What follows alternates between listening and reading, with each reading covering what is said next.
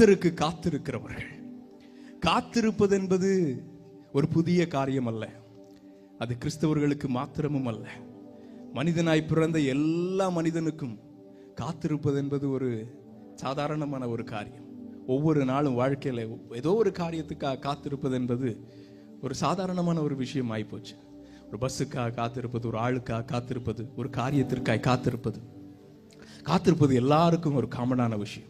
ஆனா கர்த்தர் இங்கே சொல்லுகிறார், கர்த்தருக்கு காத்திருக்கிறவர்கள் அவர்கள் புது பலன் அடைவார்களாம். இங்க உலகத்துல யோசித்து பாருங்க, யாருக்குமே காத்திருக்கிறது என்பது பிடிக்காத காரியம். ஏனென்றால் காத்திருந்து ஒரு மனிதனும் பலன் அடைய முடியாது. காத்திருந்து ஒரு மனிதனும் சந்தோஷப்பட முடியாது. காத்திருப்பது ஒருவனுக்கும் பிடிக்காத விஷயம். எல்லாருக்கும் உடனே நடந்தா மட்டும்தான் சந்தோஷம். காத்திருக்க யாருக்கும் பிடிக்காது. ஆனால் கர்த்தருக்கு காத்திருக்கிறவர்களுக்கு ஒரு வித்தியாசமான அனுபவத்தை இங்கு வைத்திருக்கிறார். கர்த்தர் சொல்லுகிறார், கர்த்தருக்கு காத்திருக்கிறவர்கள் அவர்கள் புது பலன் அடைவார்கள். யாரை போல புது பலன் அடைவார்கள்? கழுகுகளை போல புது பலன் அடைவார்கள். தெரிந்த வசனம் தான். ஆனாலும் நான் 3 காரியத்தை, எதற்காக கர்த்தர் தேவ பிள்ளைகளை எந்த விதத்திற்காக கர்த்தர் காத்திருக்க வைக்கிறார், அவருக்கு என்று காத்திருக்க வைக்கிறார் என்று 3 காரியங்களை 3 அனுபவங்கள் மூலமாய் சொல்லி வேகமாய் நாம் ஆராதிக்க போகிறோம். முதலாவது, நாம் எல்லாருக்கும் தெரிந்தது, கர்த்தர் வாக்குத்தத்தத்தை அவருடைய பிள்ளைகளுக்கு கொடுத்து அதை நிறைவேற்றும் அளவும் அவர்களை காத்திருக்க வைக்கிறார். அதற்கு நல்ல ஒரு எடுத்துக்காட்டு தான் ஆபிரகாம். கர்த்தர் ஆபிரகாமுக்கு தரிசனமாகி சொல்லுகிறார், நான் உன்னை ஆசீர்வதித்து உன்னை பெருக பண்ணுவேன், உன் சந்ததியை பூமியின் தூளை போல பெருக பண்ணுவேன் என்று சொல்லுகிறார். அப்பொழுது ஆபிரகாமுக்கு வயது 75. ஒருவேளை ஆபிரகாமுக்கு தோன்றி இருக்கலாம், 76வது வயதில் எனக்கு ஒரு குழந்தை பிறப்பான், 77வது வயதில் குழந்தை பிறப்பான், 78 ஆபிரகாம் ஒருவேளை காத்திருந்திருக்கலாம். ஆனால் எப்பொழுது நிறைவேற்றினார் தெரியுமா? அவன் 100 வயதா இருந்த போது. 25 வருடங்கள். நமக்கே தோணலாம், ஆண்டவரே நீர் 25 வருஷம் கழிச்சுதான் நீ பண்ணுவீர்னா அந்த 24வது வருஷத்துல சொல்லி இருக்கலாம்ல. அப்போ அதிசயமா தானே இருந்திருக்கும். நமக்கே தோணுது இல்லை, ஆண்டவரே எதுக்கு ஆண்டவரே எப்பவோ ஒரு வாக்குத்தத்தம் கொடுத்தீங்க, அது அழகா பண்ணியிருந்து சொன்ன உடனே பண்ணிருந்தா எவ்வளவு அதிசயமா இருந்திருக்கும் இல்ல? ஆபிரகாமுக்கும் ஒருவேளை தோணி இருக்கலாம். ஆனால் நன்றாய் புரிந்து கொள்ளுங்கள், ஆண்டவருக்கு ஈசாக்கை உருவாக்குவதற்கல்ல 25 வருடம் எடுத்தது. ஆபிரகாமுக்கு ஒருவேளை 76வது வயதிலே குழந்தையை கொடுத்திருந்தால் இன்றைக்கும் நான் சொல்லி இருப்போம், ஆண்டவருக்கு ஆபிரகாமுக்கு தரிசனமானார், ஈசாக்கை கொடுத்தார், அது அதிசயமாய் முடிந்திருக்கும். அதல்ல அங்க அதிசயம்.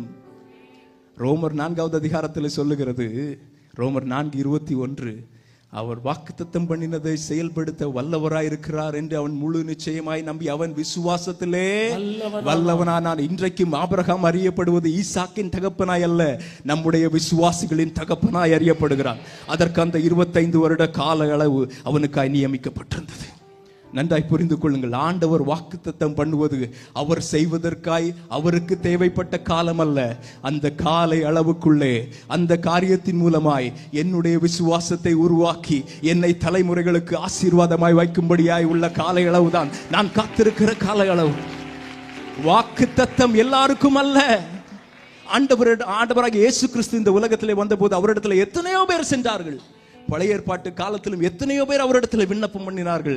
எல்லாருக்கும் உடனே எல்லாம் சரி பண்ணி கொடுத்தார். அவருடைய பெயர்கள் ஒன்று நமக்கு தெரியாது. இன்றைக்கு அவருடைய பிள்ளைகளாய் நாம் அறியப்படவும் விரும்பவில்லை. ஆனால் ஆபிரகாமின் பிள்ளைகளாய், ஆபிரகாம் எங்களுடைய மூதாதையர் என்று சொல்வதற்கு நாம் பிரியப்படுகிறோம். ஏனென்றால் ஆண்டவர் அப்பேற்பட்ட மேன்மை அவனுக்குள்ளே உருவாக்கினார்.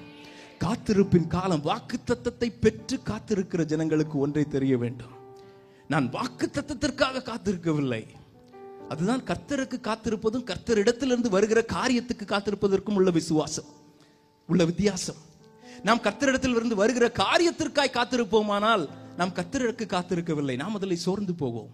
நாம் எதற்காக காத்திருக்க வேண்டும் தெரியுமா? வாக்குத்தத்தம் உண்மைதான், ஆனால் அந்த வாக்குத்தத்தம் நிறைவேற்றும் அளவும் அவர் என்னை உருவாக்குகிறார் அல்லவா? அந்த உருவாக்குவதற்காய் அவருக்காய் நான் காத்திருக்கிறேன். இந்த வாக்குத்தத்தம் என்னிலே உருவாக்கட்டும். அவர் செய்து முடிக்க கொஞ்ச நேரம் போதுங்க. அவருக்கு ஈசாக்கை உருவாக்குவதற்கு 25 வருடம் தேவை கிடையாது. சாராளை உருவாக்கி சாராளுடைய சரீரத்தை அப்படியெல்லாம் தேவை கிடையாது. ஒரு நொடி போதும். அவர் இல்லாதவைகளை இருக்கிறவர்களாய் வரவர்களுக்கு.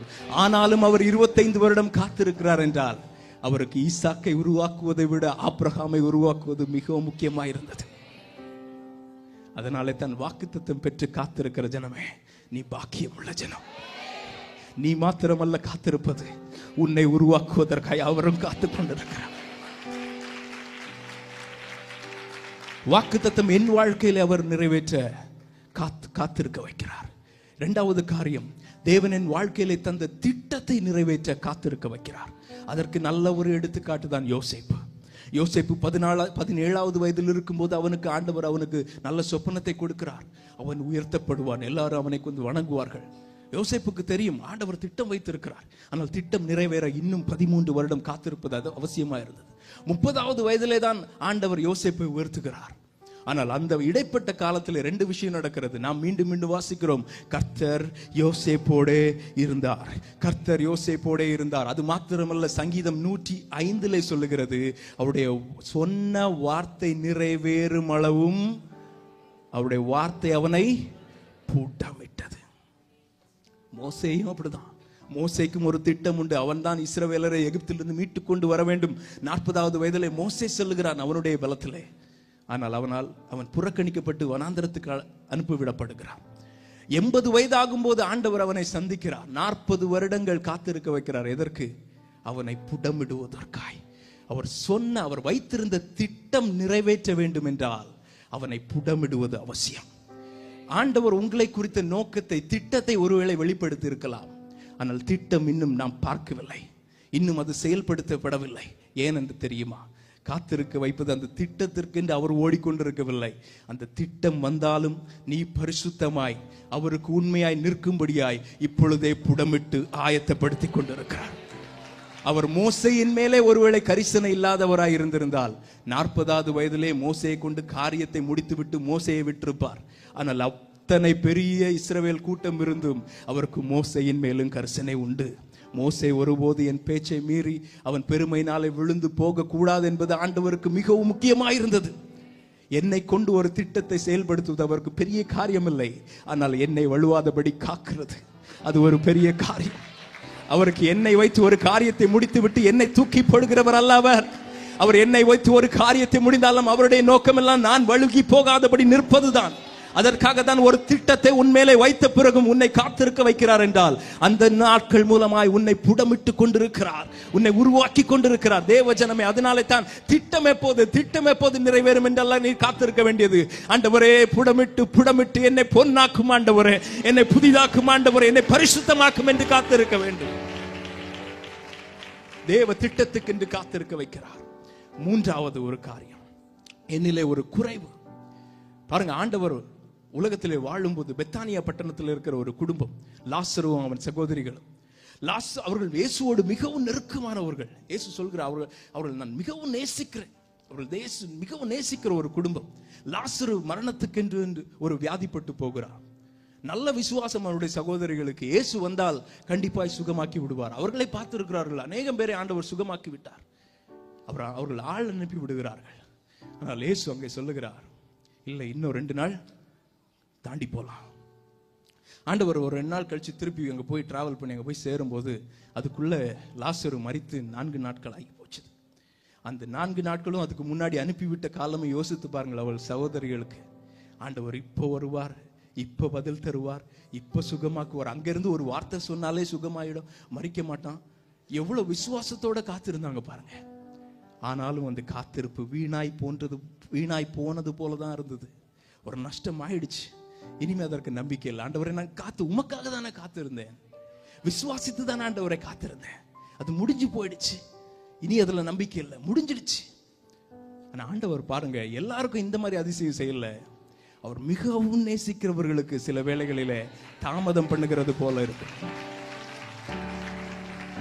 அது 40வது வசனம் என்று நினைக்கிறேன், யோவான் 11:40 என்று நினைக்கிறேன். அவர் சொல்லுகிறார், அங்கே நீ விசுவாசித்தால் தேவனுடைய மகிமையை காண்பாய். நான் இப்படி சொல்லுகிறேன், சில வேளைகளிலே ஆண்டவர் காத்திருக்க வைத்து இழந்து போனது போல தோன்ற வைத்தாலும் அது எனக்கு தாமதம் அல்ல, அது அவருடைய மகிமை என்னிலே வெளிப்படுத்துவதற்கான ஆயத்தம். அதற்காக தான் காத்திருக்க வைக்கிறார். என்னை ஒருவேளை ஒரு குறைவுள்ள பாதை வழியாய், இழப்புகளின் வழியாய் நான் எவ்வளவு விண்ணப்பத்தோடும் விசுவாசத்தோடு ஜெபம் செய்தும் இன்னும் ஆண்டவரை, ஏன் ஆண்டவரை தாமதம் என்று சொல்லி அது நம்பிக்கையே இழந்து போன காலமாயிருந்தாலும் நீ அந்த கூட்டத்திலே உண்டு. அவர் மிகவும் நேசிக்கிறவர். அவருடைய மகிமையை உன் மூலமாய் வெளிப்படுத்தும்படியாய் காத்திருக்க வைக்கிறார். அந்த இழப்பின் மூலமாய் வந்ததுதான் அந்த மகிமை, தேவ மகிமை அங்கு வெளிப்பட்டது. நீ விசுவாசித்தால் தேவ மகிமையை காண்பாய். 3 விதமாய். ஒன்று வாக்குத்தத்தம். வாக்குத்தத்தை நிறைவேற்றுவார் குறித்த காலத்திலே. ஆனால் அதற்குள்ளாய் அவருடைய பெரிய நோக்கம் என்னை உருவாக்குவது. 2வது தேவன் என் மேல் வைத்த திட்டம், அந்த திட்டத்தை அழகாய் செய்து முடிப்பார். ஆனால் அதற்குள்ளாய் அவர் என்னை காத்திருப்பு வைப்பது என்னை புடமிட்டு உருவாக்குவதற்காய். 3வது சில குறைவுகள், சில தாமதங்கள், வேண்டுமென்றே ஆண்டவர் பதிலளிக்காமல் இருக்கிற காரியங்கள், அவைகள் என் மேல் வருகிற இழப்புக்காய் அல்ல, அவைகள் என் மூலமாய் அவருடைய நாமம் மகிமைப்படும்படியாய் என்னை காத்திருக்க வைக்கிறார்.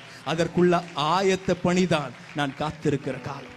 அதனாலே தான் நாம் காத்திருக்கும் போது நம்முடைய நோக்கம் காத்திருக்கிற காரியத்தின் மேலே இல்லாதபடிக்கு, யாருக்காய் காத்திருக்கிறோமோ அவர் என்னை உருவாக்கும்படியாய், அவர் என்னை புடமிடும்படியாய், அவருடைய மகிமை என்னிலே வெளிப்படும்படியாய், இந்த 3 காரியங்களுக்காய் நம்முடைய நோக்கத்தை மாற்றுவோமானால் நம்முடைய காத்திருப்பின் காலம் அது சந்தோஷத்தின் காலம். ஏனென்றால் அது முடியும் போதுதான் தெரியும். தேவ மகிமை வெளிப்படும் போது அது ஏதோ அதிசயம் என்று 1-2 பேர் சொல்லுவதற்கல்ல, அது தலைமுறைக்கும் சொல்லுவதற்காய் அவர் காத்திருக்க வைக்கிறார். அது எல்லோருக்கும் அல்ல, அவரால் தெரிந்து கொள்ளப்பட்டு, அவரால் அழைக்கப்பட்டு, அவராலே திட்டம் வைக்கப்பட்டு, அவராலே வாக்குத்தத்தம் பெற்று எனக்கென்று காத்திருக்க முடியும் என்று அவர் நம்பி விசுவாசித்து கொடுத்த பிள்ளைகளுக்கு ஹல்லேலூயா. எத்தனை நல்ல ஆண்டவர். ஹல்லேலூயா. அவர் உண்மை உள்ளவர். அந்த தேவனை தான் ஆராதிக்க போகிறோம். அதனால தான் சொல்லணும், ஆண்டவரே நான் உமக்கு காத்திருப்பேன். ஆண்டவரே எல்லா காலங்களிலும், ஆபிரகாம் முதல் எடுத்து பாருங்கள், வேதத்திலே புரட்டும் போது எல்லா காலங்களிலும் ஆண்டவர் தனக்கென்று காத்திருக்கிற ஒரு சிலரை வைத்திருந்தார். இந்த காலத்தில் அவர் நம்மை எடுத்திருக்கிறார். என்ன பெரிய பாக்கியம். ஹல்லேலூயா. காத்திருந்த ஒரு மனிதனை குறித்து நாம் வாசிக்கும் போது அவன் காத்திருந்தான், ஆனால் வெட்கப்பட்டு போனான் என்று ஒருபோது சொன்னதில்லை. கர்த்தர் சொல்லுகிறார், நான் கர்த்தர், எனக்கு காத்திருக்கிறவர்கள் வெட்கப்படுவதில்லை. ஹல்லேலூயா. நாம் அப்படியே எழும்பி நின்று இந்த தேவனை ஆராதிக்க போகிறோம். விசுவாசத்தோட சொல்ல போகிறோம், ஆண்டவரே நீர் என் மேல் வைத்த வாக்குத்தத்தம், என் மேல் வைத்த திட்டம், என்னுடைய வாழ்க்கையிலே அனுமதித்திருக்கிற இழப்பு, தோல்வி எல்லாம் ஆண்டவரே என்னை உருவாக்குவதற்காகவும், என்னை புடமிடுவதற்காகவும், என் மூலமாய் உம்முடைய நாமத்தை மகிமைப்படுத்துவதற்காகவும் இருக்கும் என்று நான் விசுவாசித்து உமக்கென்று காத்திருப்பேன். ஹல்லேலூயா. ஹல்லேலூயா. எல்லாரும் சொல்ல போகிற, ஆண்டவரே உம்மை நான் விசுவாசிக்கிறேன், உம்முடைய வார்த்தைகள் உண்மை உள்ளது. ஆண்டவரே விசுவாசித்து நான் அறிக்கை செய்கிறேன், நீர் உண்மை உள்ளவர், நீர் செய்து முடிப்பீர். ஹல்லேலூயா. எல்லா கரங்களை தட்டி சொல்ல போகிறோம். வாக்குத்தத்தங்கள் கிறிஸ்துவுக்குள்ளே ஆமென்று இருக்கின்றதே. வாக்குத்தத்தங்கள் இயேசுவுக்குள்ளே, வாக்குத்தத்தங்கள் கிறிஸ்துவுக்குள்ளே ஆமென்று இருக்கின்றதே. வாக்குத்தத்தங்கள் நம் இயேசுவுக்குள்ளே ஆமென் என்று இருக்கின்றது. அவர் சர்வ வல்ல தேவனாயிருப்பதா வார்த்தைகள் எல்லாம் நிறைவேறும். அவர் உண்மையுள்ள தேவனாயிருப்பதா வார்த்தைகள் ஒன்றும் தவறாதே. அவர் சர்வ வல்ல தேவனாயிருப்பதா அவர் உண்மையுள்ள தேவனாயிருப்பதா வார்த்தைகள் ஒன்றும் தவறாதே. ஆமே ஆமே. வாக்கு தத்தங்கள் எல்லாம் ஆமே நாமே ஆமே. இயேசு சொன்னதெல்லாம் ஆமே நாமே நாமே ஆமே. வாக்கு தத்தங்கள் எல்லாம் ஆமே ஆமே நாமே. இயேசு சொன்னதெல்லாம் செத்து போனதாம் சாராளின் கர்ப்பத்தை உயிர்ப்பித்ததே.